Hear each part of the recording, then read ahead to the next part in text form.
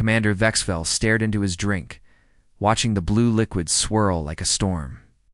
The cantina on Station Omega buzzed with conversations in dozens of alien languages, but their corner table remained quiet. Smoke from burning incense drifted between them, casting strange shadows on the metal walls. His 6 arms moved restlessly, each one bearing scars that told different stories. The deepest cut ran across his left shoulder, where a human blade had found its mark. His purple exoskeleton, once pristine and polished, now looked like a battle-worn shield with dents and scratches covering every surface. Ziktar couldn't take his eyes off the legendary commander. Every young Corvani warrior knew the stories, but the official records were sealed. "Commander, please," he said, his voice barely audible above the cantina noise. "I ship out to the border worlds next week. I need to know what really happened out there." Dexville's compound eyes reflected the flickering lights above. Each eye could see a different spectrum of light, and right now they all showed the same. "Think pain? You think you're ready for war, young one? You think your training prepared you for what's waiting in the darkness between stars?" The recruit nodded eagerly, his own purple shell gleaming with youth and inexperience. His claws were sharp and unmarked, his armor polished to perfection. He looked like Dexville had looked decades ago, before the humans changed everything. "Fine," Dexville said, downing the rest of his drink in one gulp. "But understand this first. We were the terror of the galaxy for 3,000 years. Our ships could crack planets. Our warriors could tear through steel with bare claws. We conquered 14 star systems and made entire species bow before us." He gestured to a nearby table where other alien species sat drinking together. "See. Them, the Vorthan Republic, the Skellen Confederacy, the Moth Collective, they all surrendered to us eventually. Smart choice. We gave them good terms. Let them keep their cultures, their planets. We weren't monsters." Ziktar leaned closer. "But the humans were different. Vexfell laughed, but there was no humor in it. "Kid, when we first encountered them, our scientists spent months studying their biology. Soft pink skin that tears easily. No natural weapons, no armor plating, no poison glands. They can't even see in the dark properly. Our intelligence reports called them the weakest sapient species ever discovered." The commander's claws drummed against the table, making tiny scratching sounds. "We had files on their military structure, their technology, their weak points. Everything looked perfect for a quick conquest. Their weapons were primitive compared to ours. Their ships were slower. Their population was scattered across dozens of worlds with no unified defense." "So what went wrong?" Ziktar asked. Zixbo was quiet for a long moment, staring at something only he could see. Kepler Station. That's where it all started. Human research facility on the edge of their territory. Nothing special, just scientists studying some dead rocks and gas clouds. 300 humans total, maybe 50 of them actual military personnel. He paused to order another drink from a passing server, a small creature with too many eyes and not enough arms. "My fleet was the pride of the Corvani Navy. 2,000 of our best warriors, 50 assault ships, enough firepower to level A, small moon. The humans had one old defense platform and a handful of fighters that looked like they were held together with hopes and prayers. I remember sitting in my command chair, watching their station grow larger on the main screen. Tactical officer was already calculating how long it would take to process the prisoners. We had conquest down to a science, you see? Overwhelming force, quick surrender, minimal casualties on both sides." Ziktar's antennae twitched with anticipation, but they didn't surrender. "Oh, we gave them every chance," Thexville continued. "Standard procedure. We opened communications, explained who we were, offered them reasonable terms. Join the Corvani Empire, keep your lives and your dignity, serve the greater good of galactic civilization." The old commander's eyes grew distant. Their leader was a human called Captain Kim, average height for their species. Brown hair going gray, nothing remarkable about him. When our translator finished explaining our offer, he was quiet for almost a full minute. My communications officer thought maybe their equipment was broken. Then Captain Kim looked directly into the camera and said something our computers couldn't. Translate properly. Words came through as "come and take it." but our linguistic experts said that didn't capture the real meaning. There was something else in those words, something that made my spine crawl. Dexval's 6 hands clenched into fists. I should have recognized the warning signs. The way every human on that station stopped what they were doing and looked at their screens. The way their few military personnel didn't rush to battle stations but instead started handing out weapons to civilians. The way their medical staff began setting up emergency treatment areas in the most protected parts of the station. They knew they were going to die, he whispered, and they were getting ready to make it cost us everything. The attack began, exactly as planned. Vexville watched from his command ship as the first wave of assault pods launched into the darkness of space. Each pod carried 12 elite Corvani warriors, their weapons charged and ready. The pods looked like silver bullets as they streaked toward the human station, leaving trails of blue fire behind them. "Estimated time to breach, Commander?" asked his tactical officer, a younger Corvani named Vexilon, whose purple shell still gleamed with polish. "For minutes," Dexville replied, watching the tactical display. "Remember, we want prisoners for questioning. Minimal damage to their research data." The first pod slammed into the station's outer hull with thunderous crashes. That echoed through space. Plasma cutters began carving through metal like knives through soft fruit. Within seconds, the Corvani warriors were pouring through the holes, their night vision adapting instantly to the dim corridors inside. Squad leader Mordock was first through the breach in Section 7. His report crackled over the CUM system. "Commander, something's wrong here. The corridors are empty, but I can hear movement in the walls." Before the exfil could respond, explosions began rocking the station. Not big ones that would destroy everything, but small, precise blasts that sealed off corridors and trapped his warriors in specific areas. The humans weren't trying to blow up their own station. They were turning it into a maze. "Sir, we've got a problem in Section 12, came another voice. "There's a human here with some kind of industrial cutter. He's not running away. He's attacking us." Vexville leaned forward in his command chair. On the main screen, he could see Dr. Park through one of the breached walls. The human was maybe half the size of a Corvani warrior wearing a simple work suit, but he was wielding a plasma cutter like it was a sword. Sparks flew as he slashed at the advancing soldiers. "Just one human," Vexilon muttered. "How is he holding off an entire squad?" The answer came quickly. Dr. Park wasn't fighting to win. He was fighting to buy time. Every second he delayed the Corvani forces was another second for other humans to prepare their defenses. When a plasma bolt finally brought him down, he was still trying to crawl toward his weapon. "Move to Section 15, Vexville ordered. Engineering bay should be lightly defended." But Engineer Lee had other plans. The moment Corvani forces entered the engineering section, the lights went out. Emergency power kicked in, bathing everything in red light that made it hard for even Corvani eyes to see clearly. Then the ventilation system began making strange noises. "Gas attack?" Vexilon suggested. "No," Vexilon said grimly. "Listen carefully. The sounds weren't gas. They were small explosions, perfectly timed and placed." Engineer Lee had rigged the entire ventilation system with tiny charges. Not enough to kill anyone, but enough to fill the air with smoke and debris. The Corvani warriors, used to clean air and clear sightlines, found themselves stumbling through clouds of choking dust. Through his helmet cam, Dexville watched as Engineer Lee appeared and disappeared like a ghost. The human knew every pipe, every junction, every maintenance shaft in his section. He would pop out of a wall panel, fire. Few shots with a stolen Corvani weapon, then vanish again before a return fire could find him. He's making us fight on his terms, Dexville realized. In his territory, with his rules. But it was the medical bay that truly opened their eyes to what they were facing. Squad leader Kethfer led 8 warriors through the breach, expecting to find terrified doctors and nurses. Instead, they found something that would haunt Corvani nightmares for generations. Medic Cho was bent over a wounded human soldier, her hands working quickly to stop bleeding from a plasma wound. She was small even by human standards, with black hair tied back and gentle eyes that spoke of a lifetime spent healing others.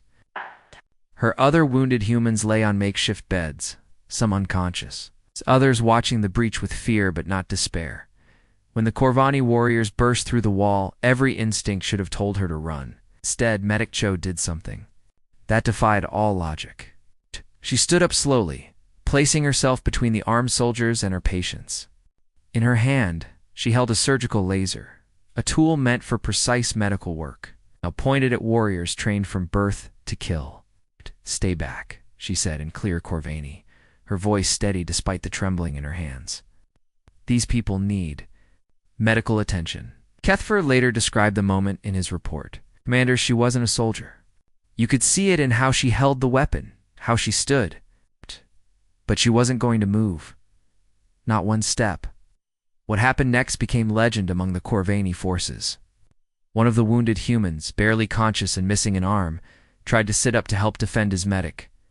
Medic Cho gently pushed him back down, never taking her eyes off the Corvani warriors. "Please," she said. "I don't want to fight you, but I won't let you hurt my patients." For 30 seconds, 8 elite Corvani warriors stood frozen by a single human holding a medical instrument, not because they were afraid, but because they had never encountered anything like this before. In their culture, healers stayed safe while warriors fought. The idea of a medic becoming a soldier to protect the wounded was completely alien.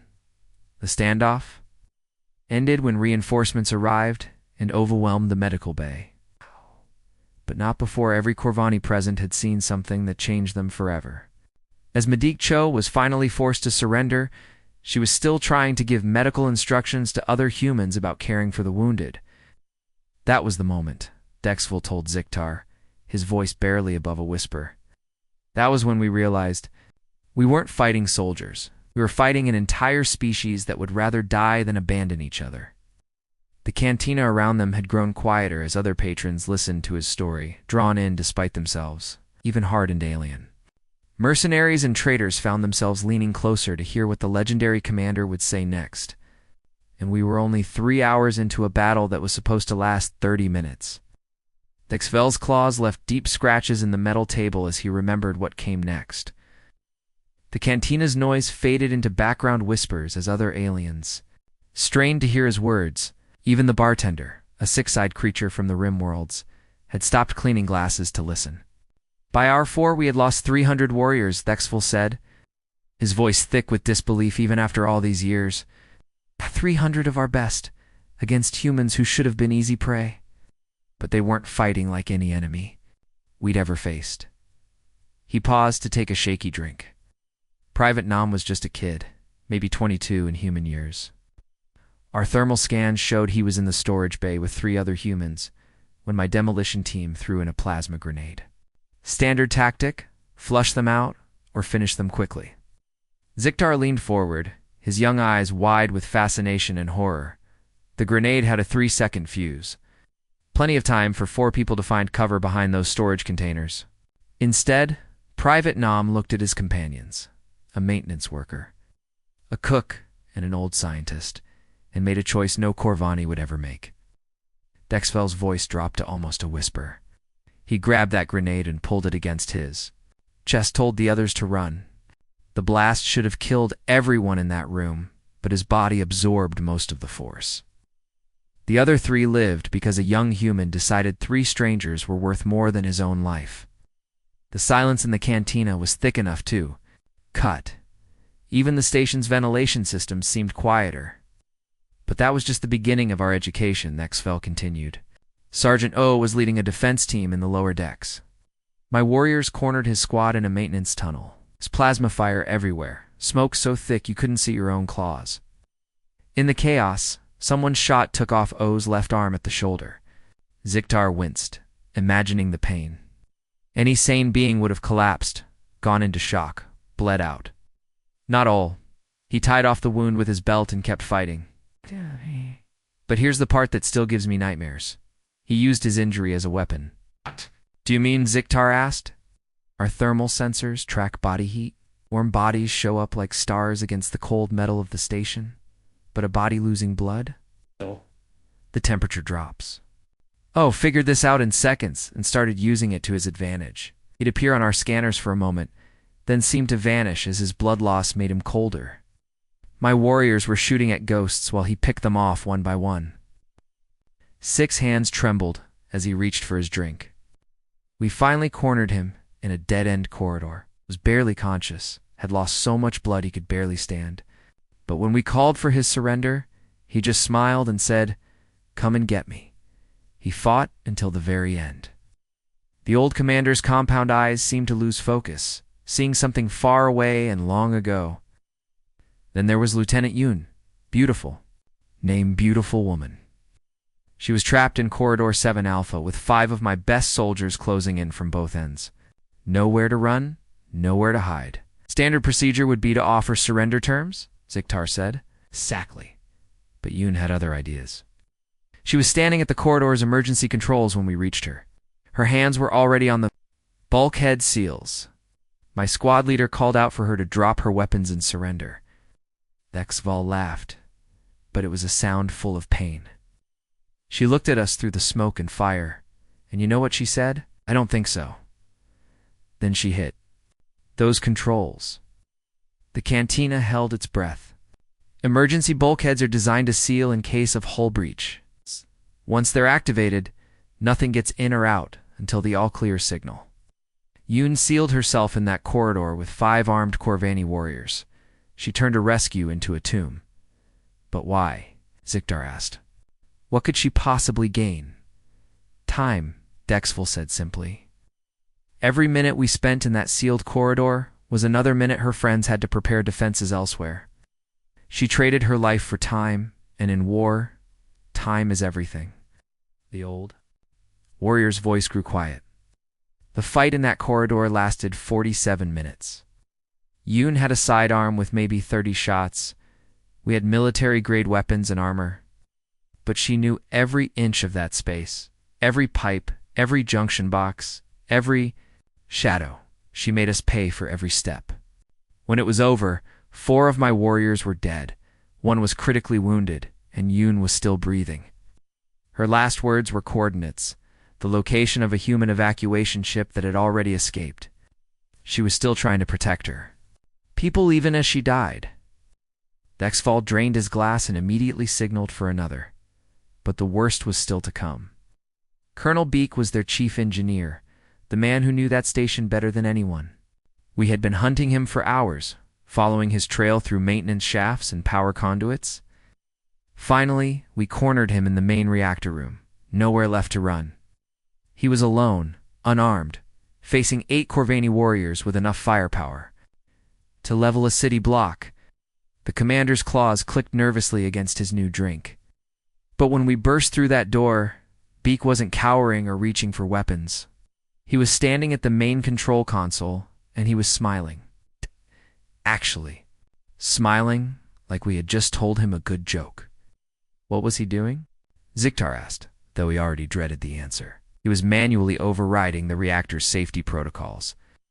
One by one, he was removing every safeguard, every emergency shutdown, every system designed to prevent a catastrophic overload.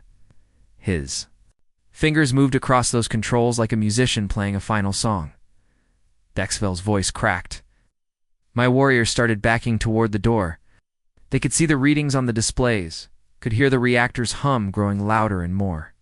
Dangerous. But I stayed. I had to know what kind of madness this was. Beak looked me right in the eyes as he reached for the final control. Tell me, he said in perfect Corvani, what do you think happens when a reactor this size goes critical? Told him we would all die. The explosion would take out half the station, kill hundreds of humans and Corvani alike. He nodded and said, that's right. But your ships will survive, and you'll move on to the next human world and the next. Until there's nothing left of us. Ziktar was breathing hard now, caught up in the story despite himself. Then Beak did something I still don't understand. He set a delay on the overload, 60 seconds. Enough time for everyone in the reactor room to evacuate.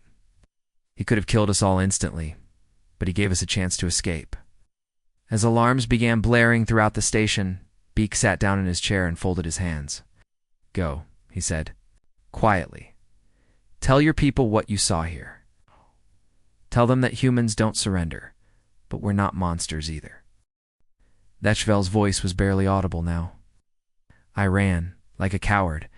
I ran and left that human to die alone. But as I reached the blast doors, I heard him singing. Actually singing, in his own language, while he waited for death. The explosion tore through 3 decks, but the blast doors held. Beak had calculated everything perfectly. He destroyed the reactor and took out our forward command post, but he made sure the civilian areas were protected. The cantina was dead silent. Even the background hum of the station seemed muted. That's when I realized the horrible truth, Dexville whispered. These humans weren't just fighting to win, were fighting to protect something bigger than themselves. They were willing to show mercy even to their enemies. How do you defeat an enemy like that, Ziktar? How do you conquer people who turn their own deaths into weapons of hope?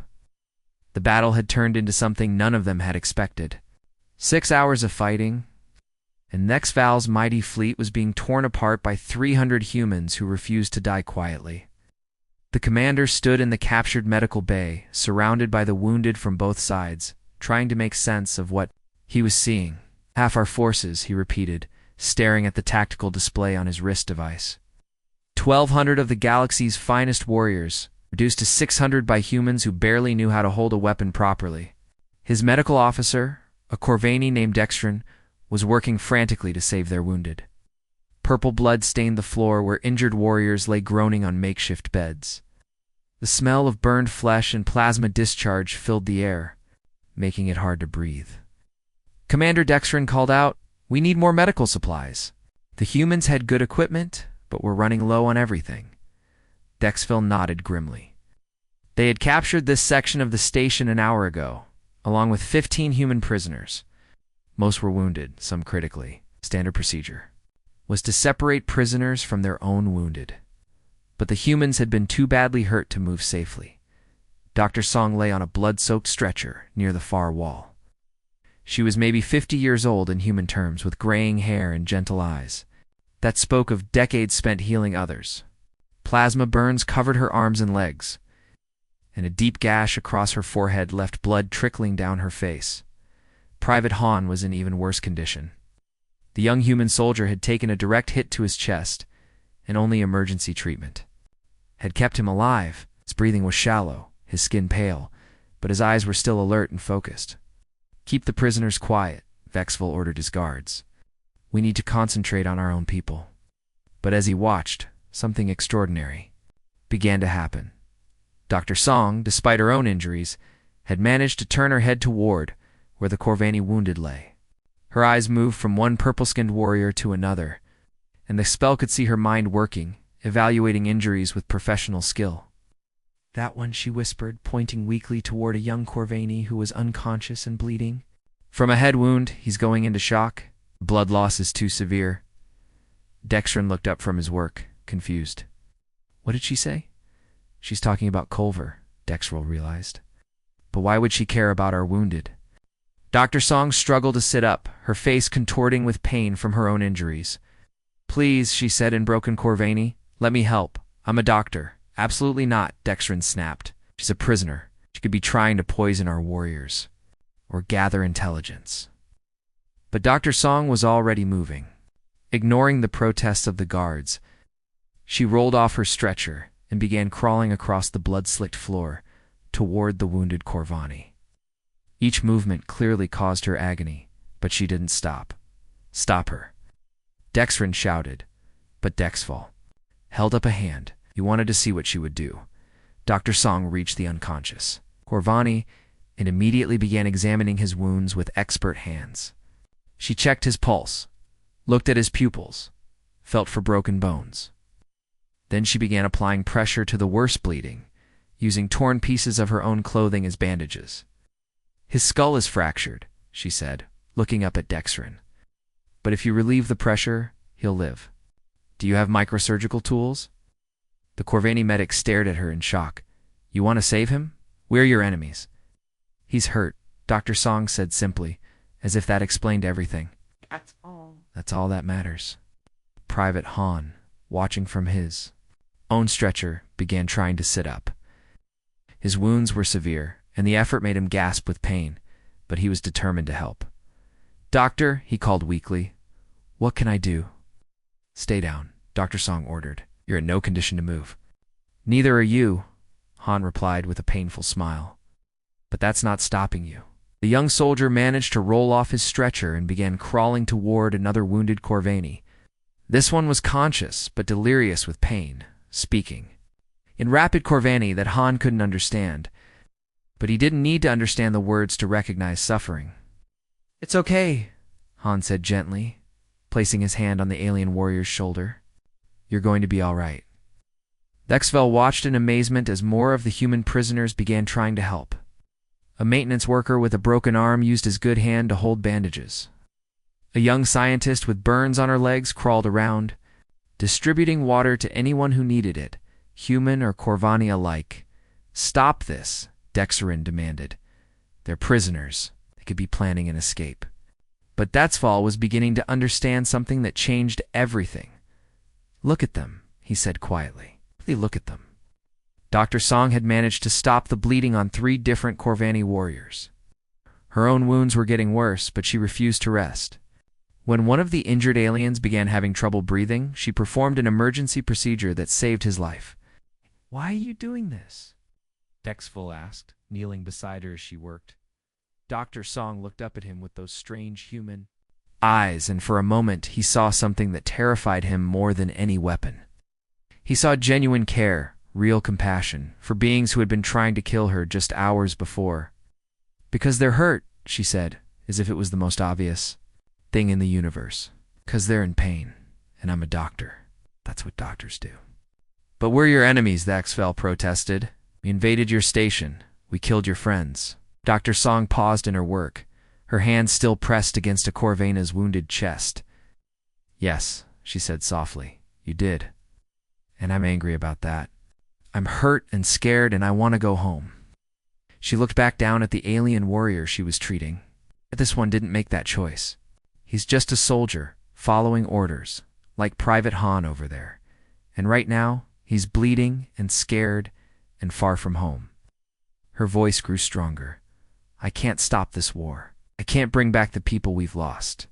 But I can save the life that's in front of me right now. Human or Corvani, it doesn't matter. Pain is pain." Private Han, who had been listening while helping another wounded warrior, spoke up weakly. "My grandmother always said that hate is easy. Love is hard. But love is what makes us human." Dexvel felt something crack inside his chest. For 6 hours, his warriors had been fighting what they thought were savage beasts. But these weren't beasts. These were people who could show kindness to their enemies, who could choose compassion over revenge, even in the middle of a war. "What kind of species are you?" he whispered. Dr. Song smiled sadly. "The kind that believes tomorrow can be better than today.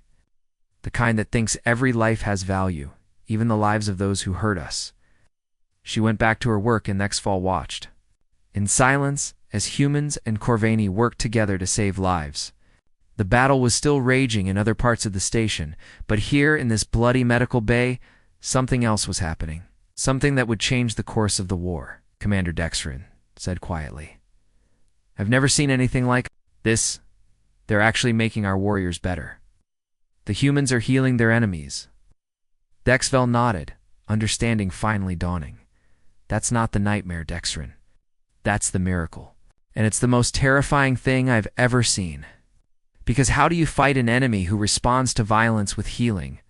How do you conquer people who see soldiers as patients instead of targets?" The answer was simple and horrifying.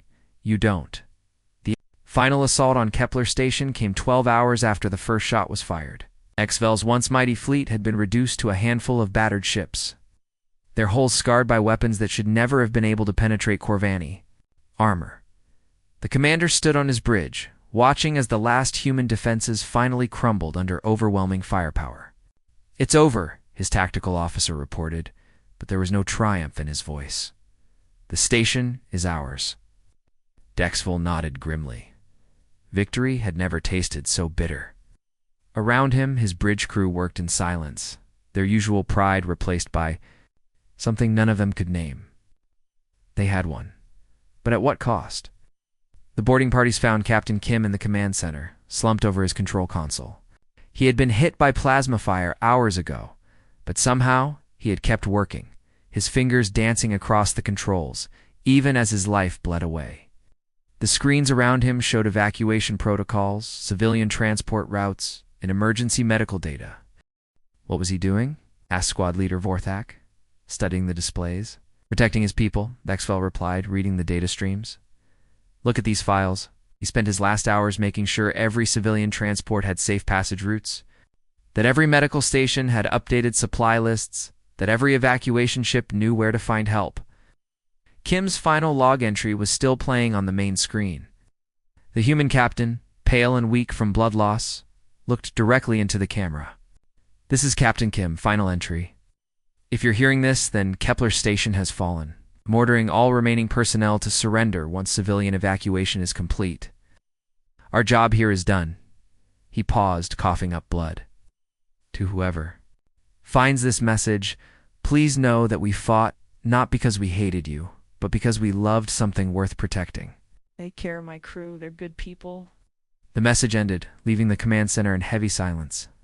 Dexful stared at the screen, trying to understand how a dying enemy could speak with such dignity, such concern for the very people who had killed him.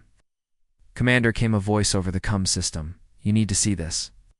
Dexful made his way to the main hangar, where his forces had gathered the surviving human prisoners. He expected to find broken, defeated enemies. Instead, found something that would haunt him for the rest of his life. The humans were taking care of the Corvani wounded. Medik Cho, her own injuries barely treated, was moving between the purple-skinned warriors with gentle hands and kind words. She had learned enough basic Corvani to comfort the injured, telling them they would be okay, that help was coming, that their families would be proud of their courage. Stop her, ordered Subcommander Jextel. She's a prisoner. She has no right to touch our warriors. But Dexfil watched as Cho knelt beside a young Corvani who was crying out in pain from a broken arm. She spoke softly to him, her voice calm and reassuring as she set the bone with expert care.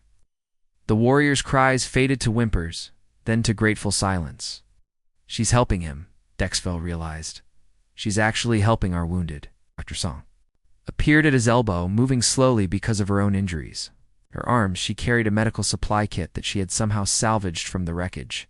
Commander, she said in careful Corvani, your soldiers need antibiotics. I'll speak. Maybe different, but infection works the same way.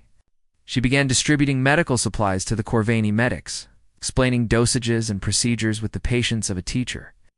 When one of the medics asked why she was helping, Dr. Song simply said, because healing is what I do. It's who I am. Private Han, supported by 2 other human prisoners, approached a group of young Corvani warriors who were staring at the humans with confusion and fear. It's okay, he said gently. We know you were just following orders. We don't blame you for doing your duty. One of the young Corvani, barely older than a juvenile, began to cry. The stress of battle, the horror of what he had seen, the confusion, of being shown kindness by his enemies, it all poured out in helpless tears. Without hesitation, Han sat down beside him and placed a comforting hand on his shoulder. I know, Han said softly. War is terrible, but it's over now. You can go home. Dexville felt his world cracking apart. Everything he had been taught about warfare, about enemies, about conquest, none of it applied to these humans.